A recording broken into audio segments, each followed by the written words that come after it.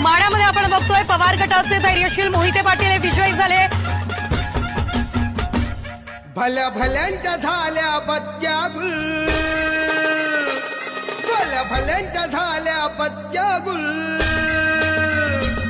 आम्ही ठरलोय आज सक्सेसफुल, ठरलोय आज सक्सेसफुल, ठरलोय आज सक्सेसफुल, आम्ही ठरलोय आज सक्सेसफुल। कोणी दिलं नाही यश आणलंय वाढून, साऱ्या संकटांशी असं लढून, जिद्द होती म्हणून डावलय करून, बसणार नाही लाचार बनून।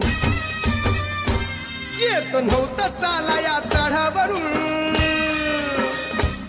आता खुशाल चालणार गडावरून,